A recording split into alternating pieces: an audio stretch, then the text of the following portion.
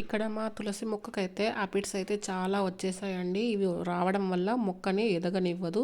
ఆకులు తినేస్తుంది. ఇంకా మొత్తం చెట్టు అనేది నిద్రపోతుందనమాట తులసమ్మ.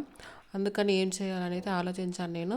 నార్మల్ మొక్కలకైతే వేరే లిక్విడ్ యూజ్ చేయొచ్చు, పోతుంది. మరి ఇది తులసి చెట్టు కదా, మరి యూజ్ చేయొచ్చా లేదా అనే డౌట్ ఉంది.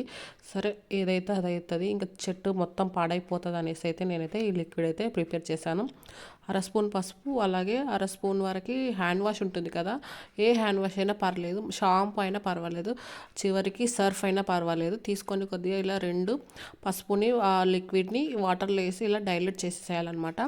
అది వచ్చేసి మనం స్ప్రే బాటిల్లో తీసుకొని మొక్కలకి స్ప్రే చేస్తే ఇది వేరే మొక్కలకు కూడా యూజ్ అవుతుందన్నమాట.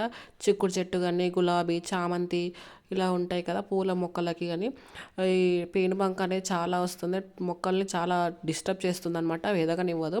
అలాంటప్పుడు ఈ లిక్విడ్ అనేది స్ప్రే చేస్తే చాలా బాగా రిజల్ట్ ఉంటుంది. అలాగే ఇది తులసి చెట్టుకు పని చేస్తుందో లేదో అని నేనైతే డౌట్ ఉండే. సరే, ఏదైతే అదని అయితే నేను స్ప్రే చేశాకైతే మంచి రిజల్ట్ అయితే ఉందండి. నేను మీకు లైవ్లోనే చూపిస్తాను చూడండి. ఇప్పుడు ఇంతగానో ఉంది కదా స్ప్రే, నేనైతే వారంలో 2 సార్లు అయితే చేశాను. చాలా బాగా వెళ్ళిపోయింది అసలు అది.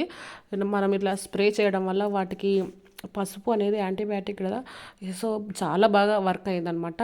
ఆపిడ్స్ మొత్తం వెళ్ళిపోయింది. పేనుబంక చూస్తున్నారా, ఇది నేను 2-3 సార్లు అయితే స్ప్రే చేసిన తర్వాత మొక్క చూడండి, ఒక 10 రోజుల్లోనే నా మొక్క అయితే హెల్దీగా తయారైంది. అలాగే ఆకులు కూడా వచ్చాయి, చూస్తున్నారా. ఇది తర్వాత వీడియో అనమాట.